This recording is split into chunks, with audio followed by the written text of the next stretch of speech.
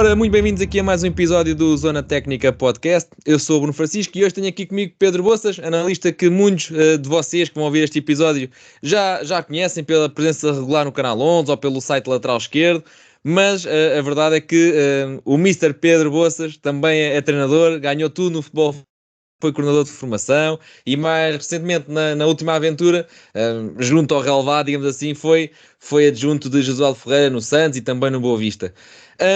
Pedro, muito bem-vindo, obrigado por teres aceitado aqui este convite. Vamos falar aqui um bocadinho sobre o que é ser um analista dentro de um clube e vamos a isto. Olá Bruno, obrigado, prazer por estar aqui, é meu, uma vez mais obrigado pelo convite. Olha, vamos começar já a matar, quer dizer, isto aqui é tudo entre aspas, mas na tua opinião, um analista tem que ser também treinador ou pode ser alguém só formado em análise? Olha, poder pode, mas se calhar é mais difícil, mas pode e pode ser igualmente competente, depende sobretudo o analista eu acho que tem que estar próximo da visão de jogo do treinador, porque só assim é que faz sentido. Se o analista não perceber o que quer o treinador, não vai funcionar, independentemente dele saber menos ou mais sobre o jogo. Portanto, se for treinador, se tiver essa formação, se tiver tido essa experiência, se calhar tem um bocadinho mais de sensibilidade e consegue chegar mais rápido às ideias pretendidas pelo treinador principal. Mas, na verdade, isso não é uma condição sine qua non. Podes perfeitamente não ser treinador e conseguires atingir aquilo que quer o teu treinador. Porque, no fundo, o importante e que é preciso saber é que tu podes ter a tua visão do jogo. Eu tenho a minha visão do jogo, mas se eu estou a trabalhar para determinado treinador, eu tenho que ir ao encontro do que ele pretende. Se o modelo ou seja, tenho que identificar bem o modelo de jogo dele, porque quando fazes a análise, seja mesmo que não seja da própria equipa então é evidente que tens que saber as ideias de jogo que o treinador quer, mas mesmo do adversário, quando tens que pensar no encaixe na tua equipa, tens de conhecer muito bem a tua equipa. Tu, antes de conheceres os adversários, tens de conhecer muito bem a tua equipa, mesmo para analisares os adversários. Isto não estás... Sim. Não, era isso que eu te ia perguntar, porque se calhar há pessoal que pensa que o analista só analisa os adversários, mas também há esse trabalho com a própria equipa. Sim. E dentro do trabalho com a própria equipa, não só a dinâmica coletiva, a procura de correção ou de reforço positivo das coisas que são feitas em termos coletivos, em termos de movimentos, posicionamentos, etc., mas também a análise individual, ou seja, cada vez mais é pedido que se faça análise individual, ou seja, pegas nos lances de determinado jogador, analisas e depois vais analisar com esse jogador com o intuito de o melhorar. Yeah. Lá está. E dizia eu... Tu tens... Desculpa, continua. Não, dizia eu, se tu não conheces, se não sabes como é que o teu treinador quer que a tua equipa jogue, como é que tu a podes corrigir, como é que tu a podes claro, cortar os clipes necessários para promover essa evolução. Portanto, como eu te disse há pouco, não é condição sine qua non, mas eu acho que ajuda bastante teres essa sensibilidade. Inclusive, não serão todos os treinadores, mas o Jesualdo Ferreira e, por exemplo, falando português, o José Mourinho, fazem ou exigem, entre aspas, que o seu analista esteja no campo para perceber tudo o que se está a passar, porque depois o trabalho que tem que fazer no computador relaciona-se com aquilo que se vê no campo. Certo, e isso é um ponto interessante, porque a equipa técnica de determinado treinador, o Jesualdo ou o Mourinho ou outros qualquer, tem o seu analista, ou pode ter o seu analista, mas depois também há aqueles analistas, digamos que do clube, que muitas vezes estão acima do nível do relevado, e esses não estão ligados à equipa técnica. E esses analistas recolhem dados de forma geral ou adaptam-se também, ou seja, eles estão ali a codificar o jogo todo ou adaptam-se àquilo que o treinador pretende em determinado momento? Vão-se adaptando. Esses analistas são muito importantes porque é muito trabalho e então se estivermos a falar de equipas que jogam 3 em 3 dias, uma pessoa só, é mesmo muito trabalho e os analistas dos clubes dão uma ideia, dão uma ajuda fundamental porque ajudam a fazer a primeira triagem para que o analista depois compile só o necessário para... Ou seja, ao treinador chega um vídeo de 4 ou 5 minutos, mas aquilo começou com 4 horas ou 5 horas de jogo. E os analistas do clube fazem essa primeira triagem. Com o tempo vão percebendo também aquilo que é necessário, mas esse trabalho já não é feito pelo treinador principal. Ou seja, é o analista da equipa técnica, é o analista que está com o treinador, que vai, entre aspas, formando os analistas do clube, formando não no sentido de os tornar melhores, no sentido de os formar para eles trazerem a informação que aquele analista quer, porque é a analista que quer o treinador. Ou seja, não significa que o analista da equipa técnica tenha mais conhecimento, ou seja, melhor, por assim dizer, do que os que estão no clube, mas tem pelo menos a vantagem de conhecer aquilo que o treinador principal quer e, portanto, ajuda a formar os analistas do clube para trazerem só a informação, já, como eu disse, passando por uma triagem, para que depois o analista da equipa técnica já não tenha tanto para fazer, por assim dizer, e conseguir compilar aquilo ainda mais para chegar então ao treinador principal e posteriormente aos jogadores, à equipa. Claro que sim. Eu ia-te perguntar, porque eu acho que cada vez mais os números, ou estatística, como nós quisermos chamar, ganham importância não só nos programas de televisão, nos jornais, mas também dentro dos clubes. Já começa a haver os data analysts, já começa, quer dizer, já existe há muito tempo, mas parece que cada vez ganha mais importância. O analista, como tu foste, o analista de campo, de vídeo, tem uma relação saudável com quem liga muito aos números, ou muitas das vezes os números e o olho dizem coisas diferentes? Olha, a relação depende também daquilo que o teu treinador principal, o valor que o teu treinador principal dá ou não aos números, ok? Falando do meu caso concreto, os números ajudam a perceber algumas coisas, mas não ajudam a perceber nada a fundo, por assim dizer. Eu costumo dizer sempre, e dou o exemplo de nem sempre um passe para a estatística é certo, é um passe certo, porque Pois, se tu queres passar... Sim, tem a ver com a tomada de decisão e não só, imagina, não é só, dando um exemplo, entre aspas, parvo, mas para que se perceba. Se eu tenho um meu colega que se pode isolar e eu vir-me para trás e passa a bola ao meu guarda-redes, é um passe certo, mas para a estatística é um passe certo, mas não, é um passe errado.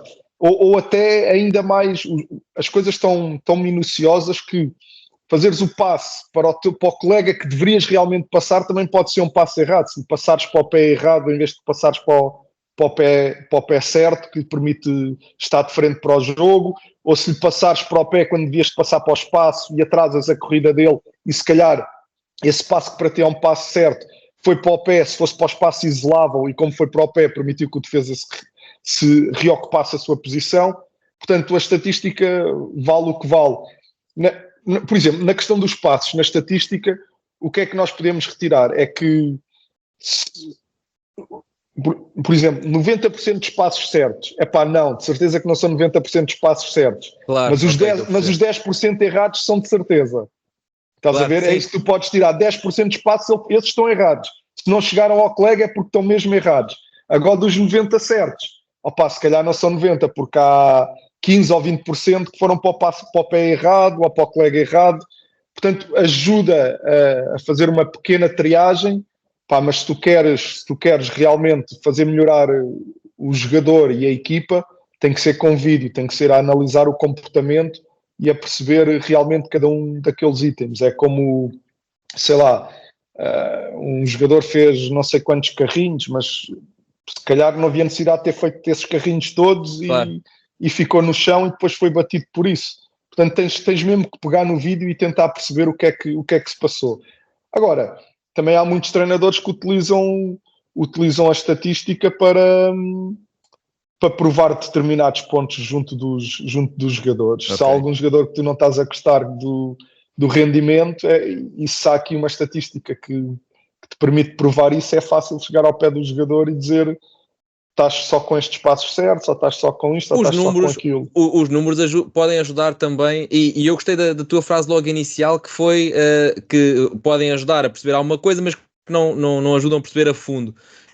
E, por exemplo, depois deste o exemplo dos passos errados serem mesmo errados, mas também não dizem porque é que foi, ou seja, determinado jogador teve uma quantidade de passos errados naquele jogo superior ao normal para aquele jogador.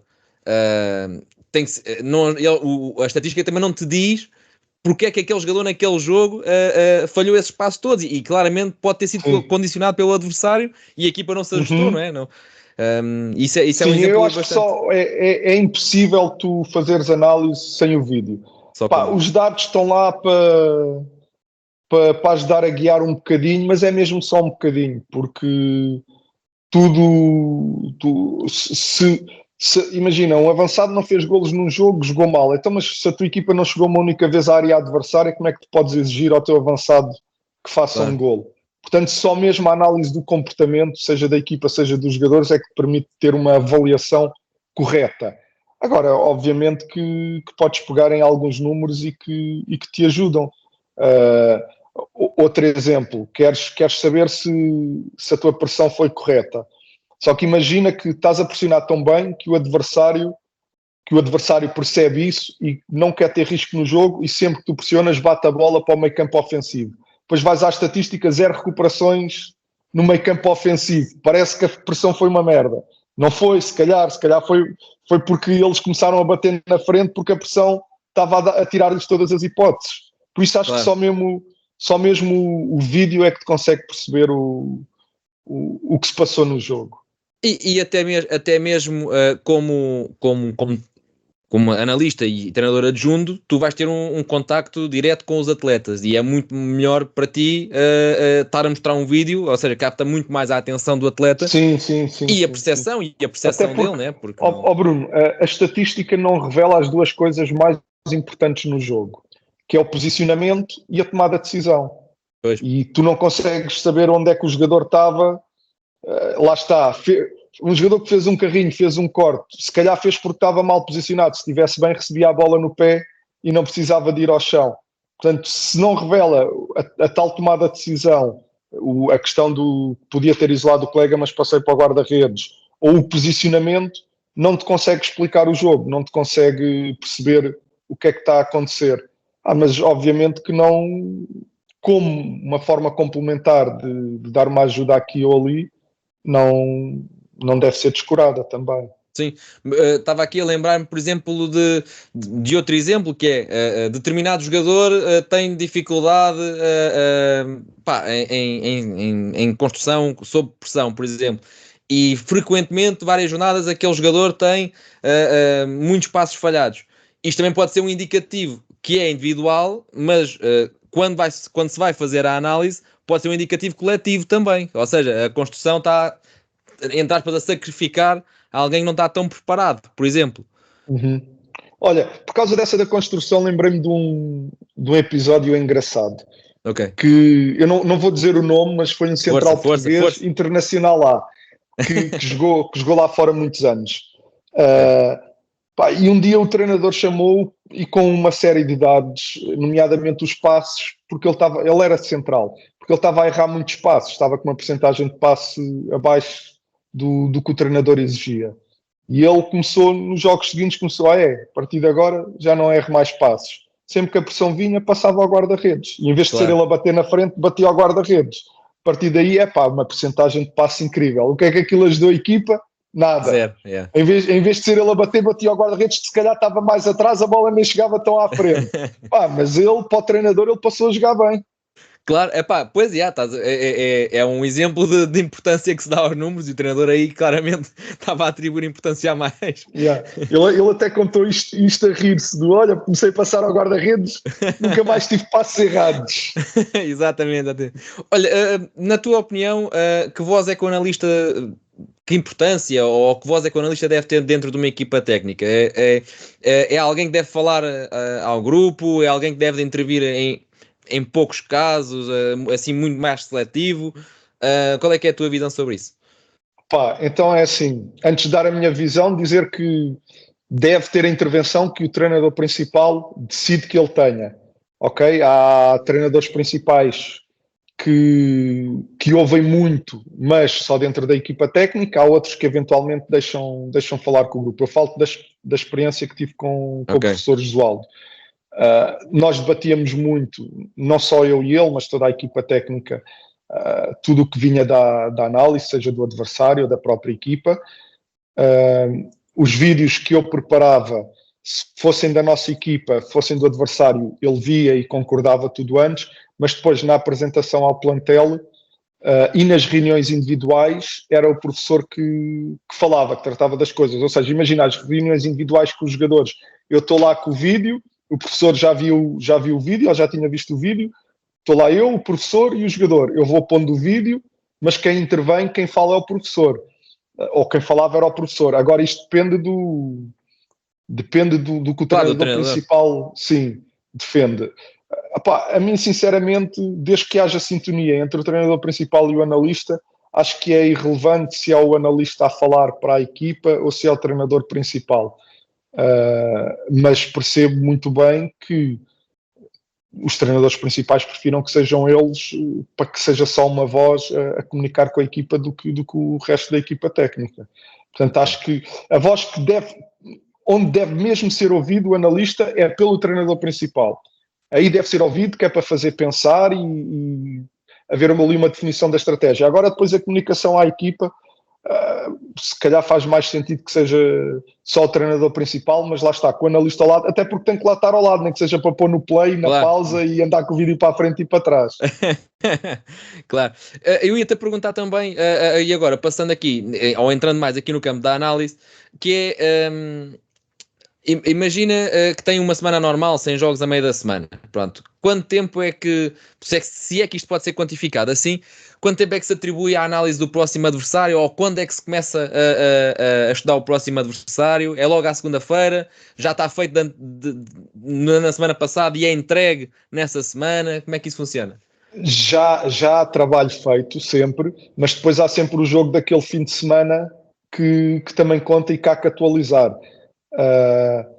Volto a dizer, isto depende sempre daquilo claro, que é a ideia partimos dessa premissa, sim. Depende sempre do que é a ideia do treinador principal. Por exemplo, o professor Josualdo via o adversário no início da semana, também para preparar a questão da estratégia. Ele percebia, não via logo o vídeo que íamos mostrar mais compilado, via um vídeo maior para perceber como é que jogava o adversário, começar a delinear a estratégia para o jogo, e depois os jogadores só viam esse vídeo já no final da semana. E aliás, os jogadores quando viam não era o primeiro vídeo que o treinador via, mas um vídeo já mais compilado para que não ficasse tão longo e não fosse tão aborrecido. Mas por norma, e eu acredito que toda a gente trabalhe de maneira, pelo menos mostrar ao treinador principal o vídeo, acredito que seja logo no início da semana. Acho que toda a gente deve fazer assim, que é para dar tempo de preparar o adversário. Agora, o analista tem que começar a trabalhar antes, porque senão, imagina, jogas ao domingo à noite, se queres mostrar o vídeo na segunda-feira, na terça, convém já teres algum trabalho feito dos jogos anteriores, mas lá está, depois também é muito mais fácil quando há analistas dos clubes que já te deram aqui a triagem das coisas, ajuda bastante quando isso do que quando é só uma pessoa a ter que recolher tudo. E depois também, imagina, os jogos que escolhes, eu acredito que todos os treinadores funcionem um bocadinho assim, imagina, vai jogar contra o Sporting. Há curiosidade para ver como é que jogou aquela equipa que conseguiu empatar com o Sporting. Vê lá, o professor dizia, vê lá o que é que fez o Farense, o que é que fez o Rio Ave nesse jogo, em que os conseguiu travar, para nós ver se recolhemos algumas ideias dali também. E acho que é um bocadinho isso, é preparar o treinador, chegar tudo ao treinador principal atempadamente, para que ele possa preparar o jogo, à equipa mais próxima, os vídeos a chegarem mais próximos do dia do jogo. Ok. Isso no que toca ao próximo adversário. Mas, por exemplo, em que altura da semana é que intervém a análise da própria equipa, tendo em conta a última jornada, por exemplo? Onde é que esse momento vai entrar? Olha, com o professor nós víamos isso em um único momento em que ele mostrava adversário e a nossa própria equipa. Por isso é que os Ok, vídeos também não eram muito grandes. Acredito que se calhar a maioria dos treinadores não faz isso, faz logo 1 ou 2 dias e 1 ou 2 dias depois do jogo, assim que o analista tem aquilo pronto. Acredito que se calhar a maioria, jogando ao domingo, à terça-feira já estão a ver o jogo do fim de semana.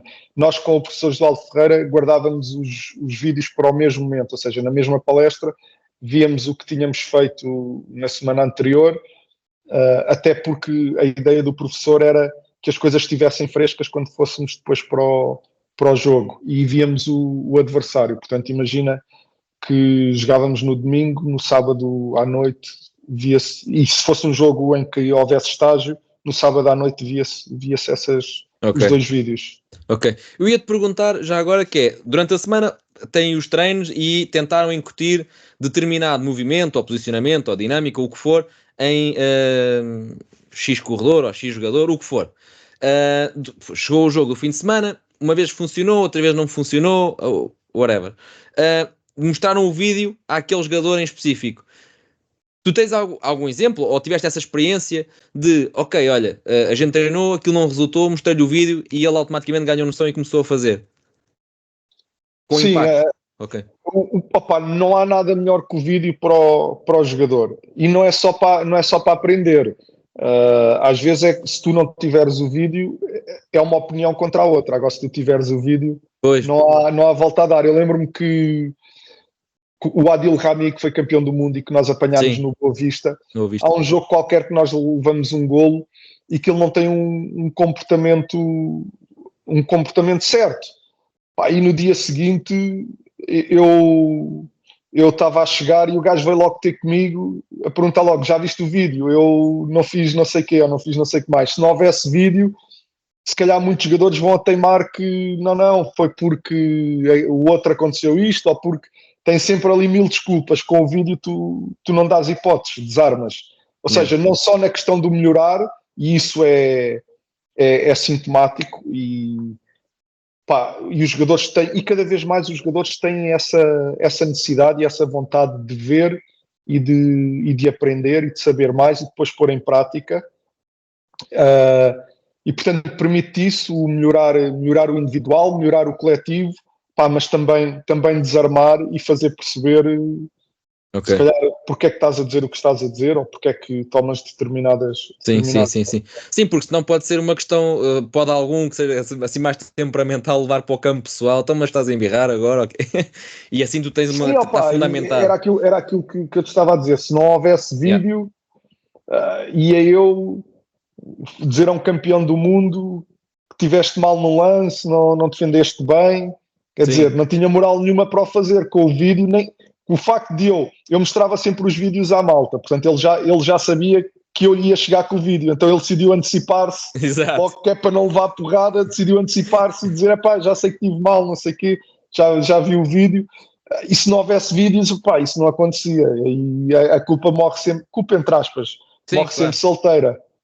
Ia-te a perguntar se uma análise, por exemplo, de uma análise de jogo de campeonato e uma análise de jogo europeu ou de Libertadores ou Sul-Americano ou o que for, tem a mesma metodologia ou o facto de ser, digamos que um jogo grande, um jogo continental, muda ali certos aspectos? Não, acho que é feita da mesma forma. Agora, depois o que pode mudar é a estratégia para o jogo. Agora, a forma como tu preparas a análise É é a igual. mesma. Sim, depois muda a estratégia. O professor, por exemplo, em jogos em que mudava um bocadinho mais a estratégia de jogo, ele pedia-me para, no vídeo, para além de mostrar a equipa adversária, que colocasse os nossos jogadores. Imagina, a equipa adversária está parar a imagem, está a construir. Ele depois pedia que eu colocasse os nossos jogadores dentro de campo no posicionamento que ele queria. Isso dava um bocadinho mais de trabalho, levava um bocadinho mais tempo, mas era para a equipa, quando estava a ver o vídeo, via não só o que os adversários faziam, mas já via que quando a bola está no central direito, nós tínhamos lá o nosso avançado esquerdo. E percebia onde é que era para estar a qualquer momento. Ou seja, a metodologia não era diferente, mas depois a estratégia é que pode ser diferente em função do grau de dificuldade do jogo. Ok, boa. Tu tens pontos-chave, ou seja, o treinador diz assim: olha, analisa-me a construção, ou a transição defensiva, ou isto, ou aquilo, ou ele só te diz: olha, vê lá aquilo, como estavas a falar, vê lá aquele clube que empatou com determinada equipa, para ver o que é que eles fizeram, e depois aí é que entrou o analista e ele tem liberdade total para trabalhar dentro do jogo. Os pontos-chave são mais ou menos comuns para todas as equipas. Pode haver aqui alguma especificidade que nos leva a pegar em coisas diferentes, mas os pontos-chave, a construção é obviamente fundamental, porque cada vez mais a toada do jogo, ou seja, se consegues ser dominante ou não dominante, vem do que consegues fazer na tua construção ou na construção do adversário, e portanto perceber não só como eles constroem, mas como e quando eles pressionam a tua construção é fundamental e é uma parte muito importante da análise, porque depois a questão do último terço, até há muitas equipas que no último terço há mais liberdade para os jogadores e que o padrão não é tão repetido, Repetitivo. quanto a questão da construção. Portanto, o padrão é simples, é pegar em pontapé de baliza, depois construção sem pressão, construção sob pressão, depois uma construção já instalada no meio campo adversário e depois a criação e a finalização surgem, mas a finalização não tem numa análise de um adversário a importância que tem a construção, pelo menos do ponto de vista coletivo. Se calhar individual pode ter, por exemplo, eu lembro-me que no Boa Vista, no jogo que fomos fazer ao Portimonense, o Portimonense na altura o ponta de lança titular era o Bruno Moreira. Okay. Acho que é Bruno Moreira. Sim. E o suplente era o Beto, mas naquela altura o Beto estava a entrar aos 20 minutos, 30 minutos por jogo e estava a marcar golos todos os jogos, estava a ter um impacto incrível e nós até tínhamos alguma dúvida se o Beto naquele jogo já não ia ser titular.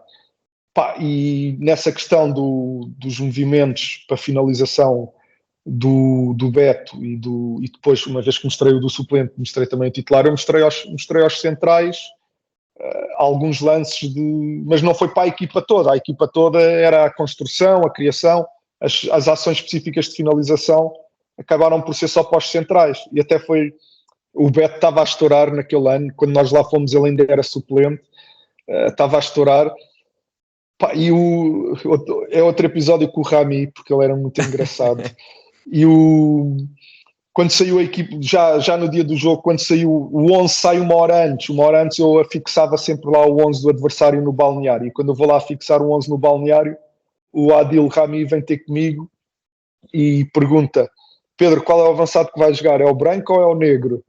E eu assim, é o branco. E ele, Inxalá, todo contente do Beto não jogar. Ai não, pois ainda por cima ele naquela fase já não corria muito. Claro, não era fácil para ele, não. Yeah. E depois o Beto acabou por entrar aí a 15 minutos do fim, mas já estávamos a ganhar 2-1, conseguimos segurar aquilo até ao fim. Mas foi engraçado porque foi uma coisa que só foi mostrada aos centrais e que ficou na cabeça ao ponto de vir perguntar logo qual era o avançado que ia jogar. Aliás, o Beto tinha muita alegria nas pernas nessa altura, ainda tem, mas o Adil, por exemplo, tinha sempre o cuidado de, não em todos os jogos, mas em vários jogos, de vir especificamente perguntar coisas sobre o avançado adversário. E tu tens que saber dar resposta a isso, embora, imagina, todos os jogadores recebiam vídeos, e isso era feito pelo departamento de análise do clube, não era feito por mim, recebiam vídeos com lances típicos de cada individualidade do adversário, e portanto eles já viam isso em casa, no telemóvel, e depois quando havia alguma coisa para conversar, vinham falar. E os jogadores são expostos a esses desafios durante a semana? Ou seja, por exemplo, vão encontrar um avançado que ataca muito bem a profundidade, como o Beto, por exemplo. Vocês nos treinos colocavam ou procuravam ter algum jogador que fizesse os mesmos movimentos para que o jogador se fosse habituando a esse tipo de rotinas? Olha, com o professor, 80% ou 90% do treino é com base no nosso modelo de jogo, sem ter em conta o que faz o adversário. Mas ali o último treino da semana, do ponto de vista estratégico, já colocas uma equipa a reproduzir comportamentos da equipa adversária e os jogadores alertados para o que vai acontecer, não só do ponto de vista coletivo, mas individual. Embora do ponto de vista individual, falando aqui da nossa liga, não houve assim tantos jogadores que a gente tenha dado uma atenção ultra especial. Recordo-me do Marega, do Porto, foi preciso uma atenção especial porque ele era constantemente movimentos na diagonal que partiam as defesas todas e qualquer distração dos centrais não soubessem o tipo de avançado que iam apanhar, ele ia aparecer isolado 500 vezes, e ainda por cima os nossos centrais não eram rápidos naquela fase da carreira deles. O Beto foi outro jogador que também, falando em avançados, o Mário Gonzalez, olha, o Mário Gonzalez foi de jogadores, quando estava no Tondela, que demos mais atenção e depois perdemos o jogo 1-0 não, empatámos 1-1, mas o gol do Tondela é ele que marca e num movimento que vimos não sei quantas vezes. Depois as coisas às vezes lá dentro são tão rápidas que acontecem à mesma. Mas por norma, com o professor, é o último treino da semana para a questão estratégica em função do adversário. E a individualidade, a menos que haja ali, por exemplo, nós jogámos contra o Sporting campeão no primeiro ano do Rubén Amorim e não demos ali atenção a nenhuma individualidade, por exemplo, e era de longe a melhor equipa da Liga, mas a força estava claramente no coletivo, não era o que fazia o jogador A ou o jogador B. Claro. Eu ia-te perguntar, porque tu falaste há pouco que um dos pontos que mais analisam é a construção, com e sem pressão, etc. Ultimamente tem-se falado muito, e acredito que também dependa do treinador principal, mas tem-se falado muito nas bolas paradas, e há equipas, por exemplo o Arsenal, que está a jogar, ou não, já acabou a hora da gravação deste episódio, mas cada vez está mais importância, ou fala-se mais das bolas paradas. Isso é muito analisado já hoje em dia? Tens essa ideia? Nós tínhamos para além do vídeo do adversário, o nosso vídeo, há um terceiro vídeo que é só o das bolas paradas ofensivas e defensivas do adversário. É muito analisado e tu decides ou defines também a tua bola parada ofensiva em função do que observas na bola parada defensiva do adversário. Okay. Não só os comportamentos, mas até o posicionamento. Por exemplo, nós quando fomos jogar com o Porto, sabíamos onde é que o Pepe ia estar, ou com o Sporting, sabíamos onde o Coates ia estar, e direcionámos as bolas paradas, ou pelo menos tentámos. Depois o portador da bola, quem bate livre, nem sempre consegue. Mas a ideia era tirar as bolas sempre para uma zona onde não estivesse o Pepe, onde não estivesse o Coates, porque ali nós sabíamos que não íamos ganhar bola nenhuma. Portanto, era, no fundo, a bola parada, se for a pensar na nossa ofensiva, a ver as defensivas deles, ver quais são as zonas mais fracas para tentar surpreender lá. Nas bolas paradas ofensivas do adversário, tens sempre uma dificuldade, é que elas mudam, não é de semana para semana, mas às vezes pode ser de semana para semana e tu nunca sabes se não é na tua semana que elas vão mudar. Aqueles treinadores mais criativos, por exemplo, eu lembro-me que o Sérgio Conceição tinha bolas paradas diferentes todas as semanas. O Benfica teve um ano a fazer a mesma, que era um canto que vinha alguém pescar, era com na altura que o Jorge vinha alguém pescar, e combinação a 3, e portanto aquilo teve um ano inteiro a fazer a mesma, mas o Sérgio Conceição mudava de bola parada semana a semana, e portanto tu estás a ver ali o vídeo e mais do que te centrares no movimento que estão a fazer é ver, seja como for que eles se movimentem, a bola vai ter ao Pepe, ou vai ter não sei a quem, e então alguma atenção especial para a zona onde determinado jogador vai aparecer, porque aquilo que eles vão inventar hoje, a bola há de acabar por aparecer aqui. Mas há cada vez mais essa análise, porque há muitos golos a virem de bola parada. Está cada vez mais decisivo, sim. Eu ia-te perguntar também, já que estamos a falar de bolas paradas, que na maior parte dos casos, não em todos, mas na maior parte, são bolas altas, digamos assim. E vou-te perguntar isto porquê? Porque quando falei com o Ricardo Pereira, que é treinador de guarda-redes, ele diz que quando teve, não sei se era no Valladolid já, se era no passado, era ele que fazia a análise aos guarda-redes, tanto o próprio como o adversário. É uma posição muito específica, pronto, é uma posição que tem uma técnica específica, tem um papel específico. Qual é que é a tua visão sobre isso? Por exemplo, tu fazias alguma atenção especial ao guarda-redes adversário, ao teu também? Não, ou deixavas isso também para o treinador de guarda-redes? Ao nosso, tudo para o treinador de guarda-redes. Okay. E ele conhecia e conhecia bem os guarda-redes da liga e também, mesmo que sem vídeo, passava sempre a informação. Este guarda-redes tem mais dificuldades com bolas abertas, ou com bolas fechadas, ou com bolas ao segundo, ou com bolas ao primeiro. Havia sempre essa indicação, mas isso vem do treinador de guarda-redes, até porque, por norma, um analista, eu claramente que sim, e acredito que a maioria dos analistas, a gente não domina muito o trabalho do guarda-redes, né? Tu Claro. vês um guarda-redes, eu vejo um guarda-redes, sei lá se ele é bom ou mau. Se defender muitas bolas, para mim é bom, mas se calhar não é, porque depois, Yeah. em muitos fatores que eu não domino, ele não tem essa capacidade. E os treinadores de guarda-redes são especialistas, e eu acho que tem que ser mesmo eles a fazer isso. Sobretudo o trabalho com o guarda-redes da nossa própria equipa, seja na bola parada ou no jogo corrido, ele fazia sempre essa análise, ou seja, essa era uma análise que eu nunca fiz, foi sempre feita pelo... Inclusive era algo que eu não sabia, mas faz-se. O nosso treinador de guarda-redes, e na altura no Boa Vista, ele está no Boa Vista outra vez, que é o Pedro Miranda, que é um grande treinador de guarda-redes. Ele, todos os jogos, corta os lances do guarda-redes e analisa com ele, ou seja, faz o trabalho que eu faço com a equipe e com os jogadores, ele faz isso com o guarda-redes, não é só dar-lhes o treino. O treino do guarda-redes está muito complexo e muito específico, e eles fazem um trabalho incrível, com vídeo também. Pois, eu tinha falado com ele e achei curioso, mas faz todo o sentido porque é uma posição muito específica que, pá, e a malta opina muito, este podcast é muito virado para os adeptos, e a malta opina muito, devia ter saído, não devia ter saído, e etc, e tem um trabalho específico. O Ricardo que teve aí, eu conheci-o de uma forma curiosa. Já há muitos anos, ele estava no Benfica B, eu estava no futebol feminino do Fofó, nós éramos as campeãs nacionais, e ele pediu-me, pela net, porque a gente ainda nem se conhecia pessoalmente, se podia ir ver alguns treinos nossos, porque tinha curiosidade de perceber o que nós fazíamos em treino.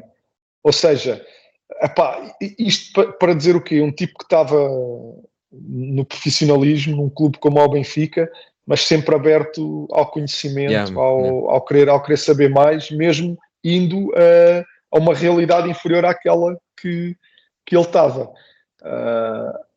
E hoje em dia tem que ser assim, para ser super completo. Então, volto a dizer, eu fiquei espantado, porque eu não sabia que o treino de guarda-redes estava ao nível a que está, e se calhar agora percebo porque é que já não há golos de livre, ou quase já não há golos de livre, ou porque é que os guarda-redes são tão diferentes para melhor do que aquilo que eram há 15 ou 20 anos atrás.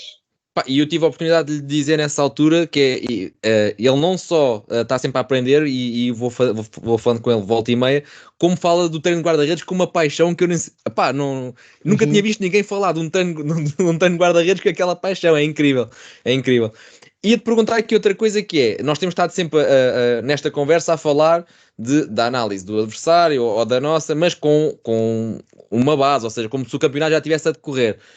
Mas se for o primeiro jogo do campeonato, se for o primeiro jogo do campeonato, não há base de dados para trás, ou seja, o treinador é novo, chegou lá naquele verão, treinou.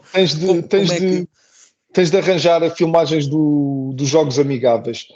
Por norma, há aqui um cavalheirismo entre os analistas, com a autorização dos treinadores principais, há um cavalheirismo entre a malta toda que trabalha a este nível. E imagina, eu vou jogar contra o Vitória de Guimarães, a malta de Guimarães manda-me os jogos da pré-época deles e nós mandamos os jogos da nossa pré-época. Geralmente consegues ter acesso às imagens. Há alguns jogos da pré-época dão na televisão, os que não dão, por norma,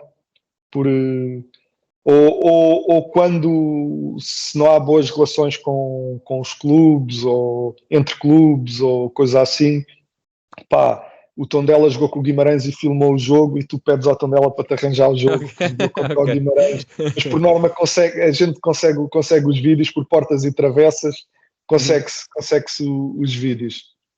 E, por exemplo, se for uma mudança à meio da época, ou seja, tu já tens 10 jogos ou 15 jogos aí é mais difícil. Imagina, e aconteceu agora recentemente com a entrada do Rui Borges no Sporting. Eu não sei o que é que o Benfica fez. O que nós teríamos feito teria sido preparar a equipa para duas formas diferentes. A do Sporting e a do Rui Borges no Vitória de Guimarães. É porque se fosse um treinador que viesse a meio da época... Agora, se vier um treinador que tu não estava em lado nenhum e que não sabes nada, fica mais difícil. Yeah. Fica mais difícil e tens que preparar a equipa para mais cenários. Claro. Estraga o trabalho do analista. Aliás, sem dizer nomes outra vez, quando vou-te contar que eu sou um bom amigo de um analista de uma equipa aqui em Portugal, de uma grande equipa aqui portuguesa, e quando o João Pereira estava para...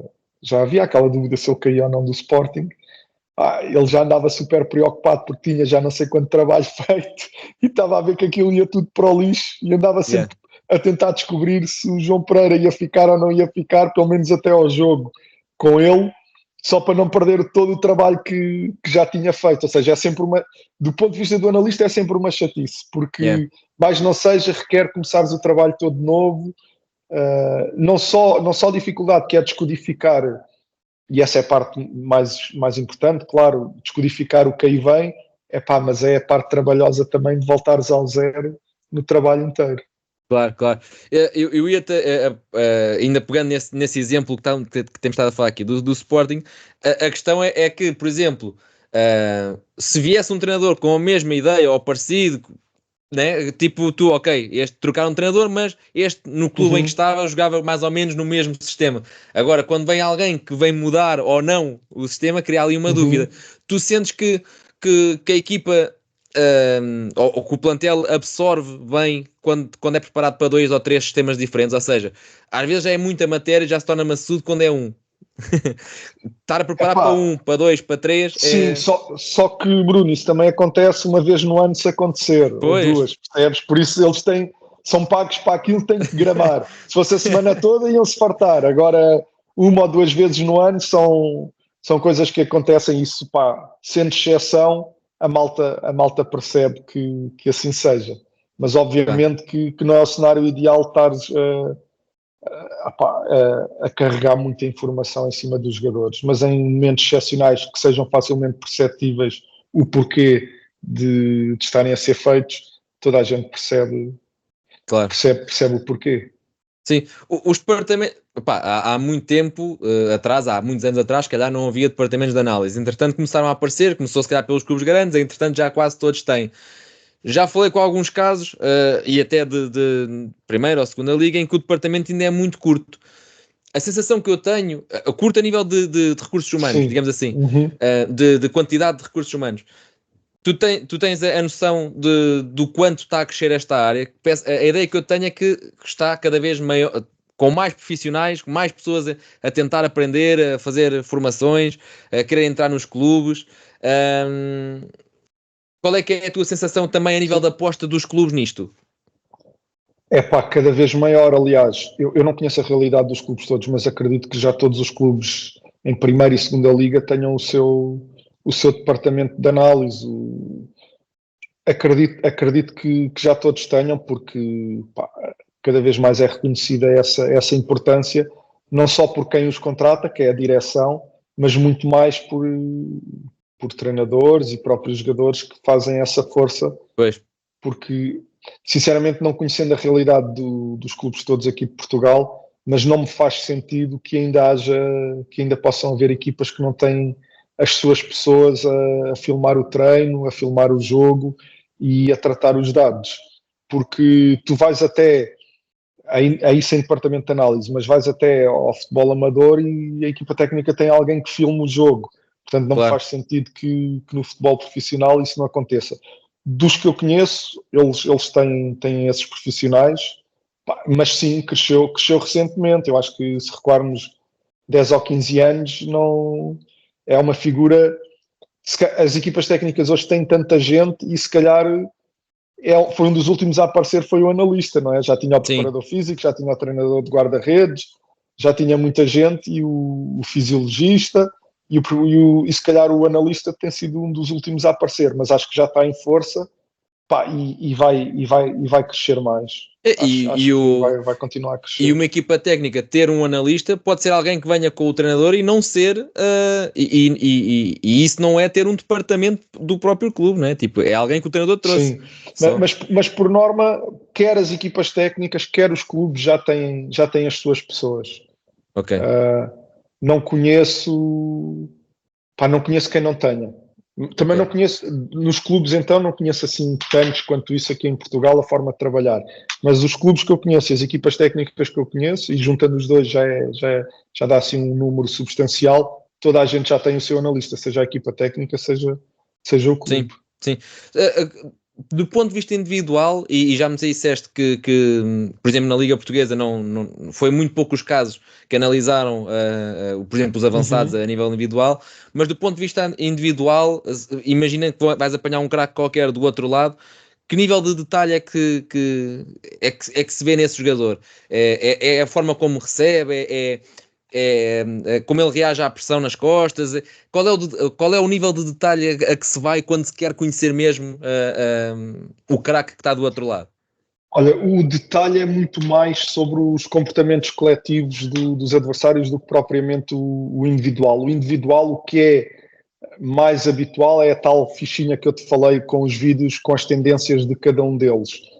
Quando naqueles casos que eu te expliquei, em que fomos ver propositadamente o Mário Gonzalez, o Marega, o Beto, muito mais os movimentos deles para perceber, para poder antecipá-los do que propriamente a dimensão técnica, porque a dimensão técnica tu depois não vais conseguir parar, ou quanto muito ele tem esta dimensão técnica, portanto tens de chegar mais rápido para ele não virar. Ou seja, não, Ok, não importa muito mostrar que ele recebe muito bem entre linhas, ou melhor, podes mostrar uma vez, estás a ver, ele recebe bem, portanto o que tens que fazer é estar mais próximo. No fundo, essa imagem pode ser para justificar o que tu depois vais pedir enquanto comportamento ao teu jogador, ok. porque de resto é mais os movimentos onde pode aparecer e, e o que faz.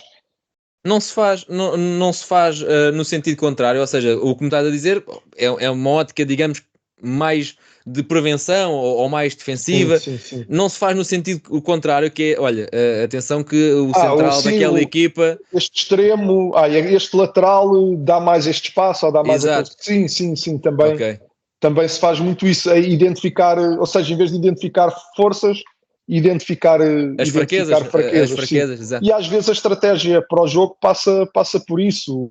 Se vais pressionar o central direito ao esquerdo, pode passar porque identificas que um tem mais dificuldades com bola, e então é quando a bola chega a ele que ativa a pressão e não quando chega ao outro. Isso também se faz, sim, ou seja, Ok. não só as forças, mas também as fraquezas, inclusive na bola parada, há pouco tinha referido isso se Sim, o Kovacic e imagina, o tens Pep, o, tens o, tens o Pep e depois tens outro qualquer baixinho, queres meter a bola na zona onde está o baixinho para ir dividir com o baixinho e não com o Pep. claro, ok, estou a Sim, perceber. sim. O, tu tens, ou seja, tu fazes o vídeo ou fazes a compilação do que o departamento de análise gravou, tu fazes uma compilação, Uhum. mostravas ao professor José de Ferreira.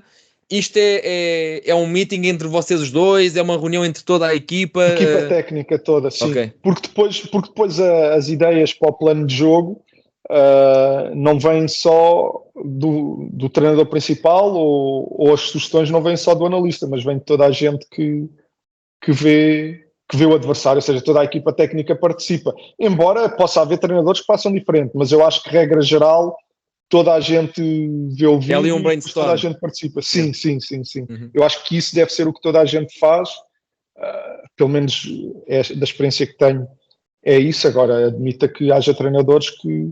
Mas custa-me acreditar, acho que toda a gente participa nesse momento. Claro que depois, no final do dia, é sempre o que o treinador principal acha melhor e que Claro. fica definido, e a maioria das vezes eles têm a sua ideia e é a sua ideia.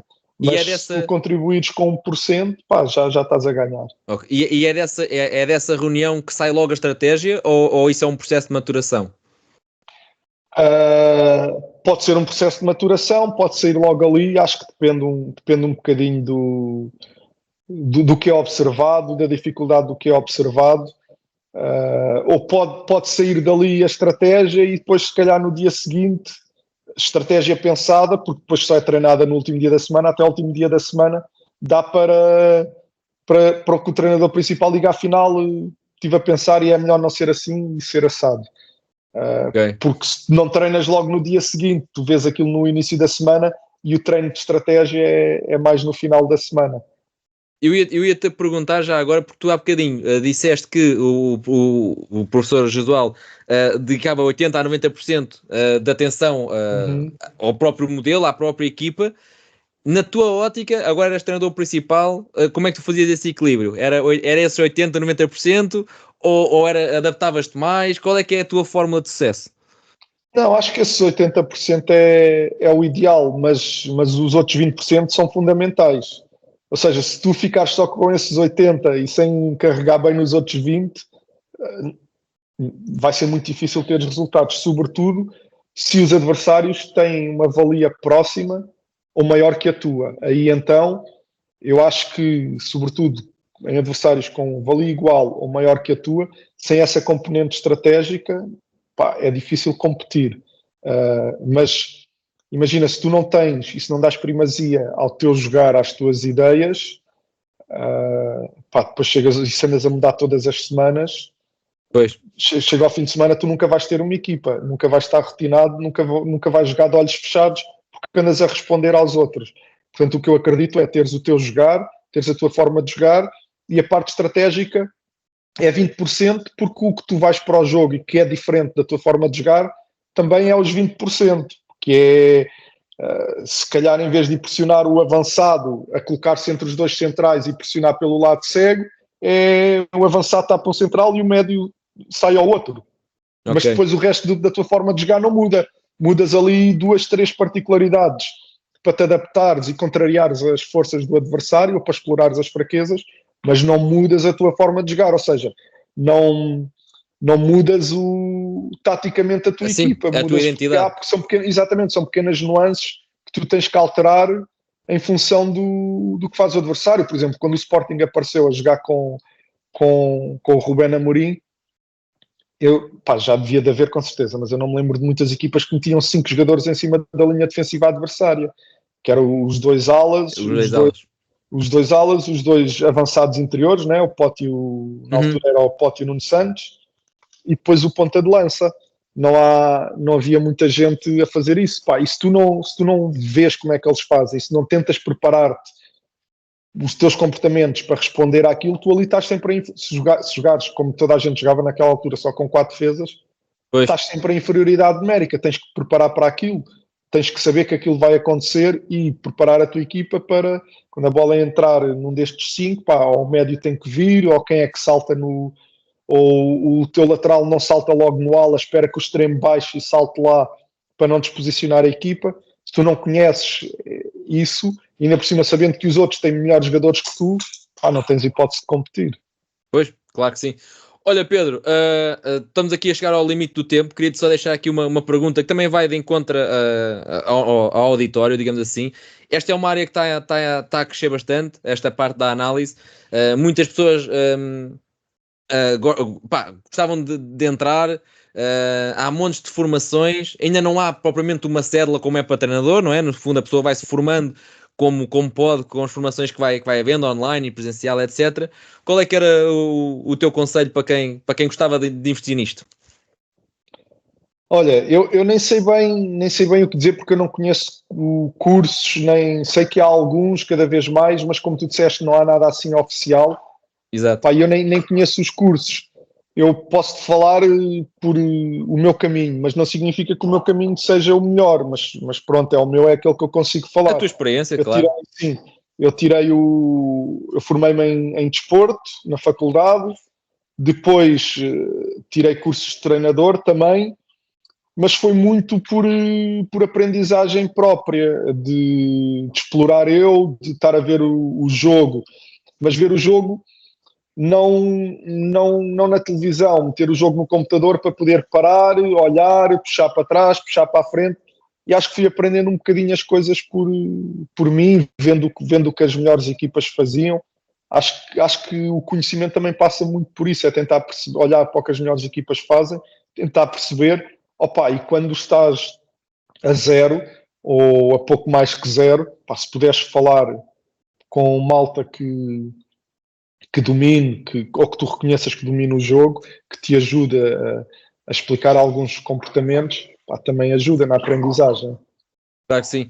Eu lembro-me eu agora por estar a falar disso, lembro-me de uma formação que fiz há uns tempos atrás e um dos desafios era mesmo esse, foi, olha, a próxima aula é só na próxima semana, portanto tem aqui um jogo, pá, na altura acho que foi do Molde da Noruega contra, pá, já nem sei quem era, e agora identifiquei os padrões das duas equipas até para a semana.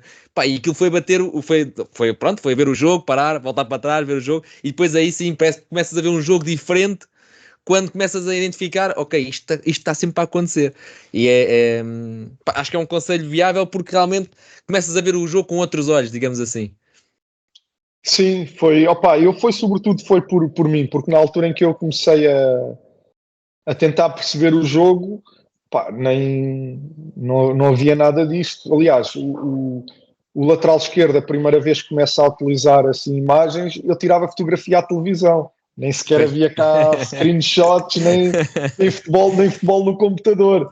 Portanto, Claro, pá, foram muitos anos a ver muito futebol, a ver o que faziam os treinadores que eu mais gostava e a tentar entender o porquê.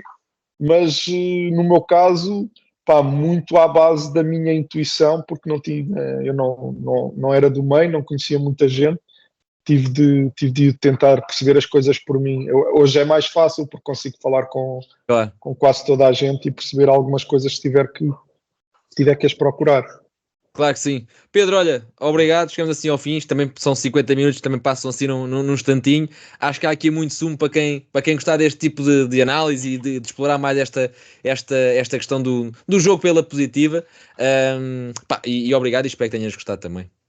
Gostei muito. Obrigado, Bruno. Um Nada, era abraço. essa. Olha, Tchau, outro. tchau. Tchau, Para quem tchau. nos Um estiver a abraço. ouvir, já sabem, é só subscrever aqui o canal e até breve.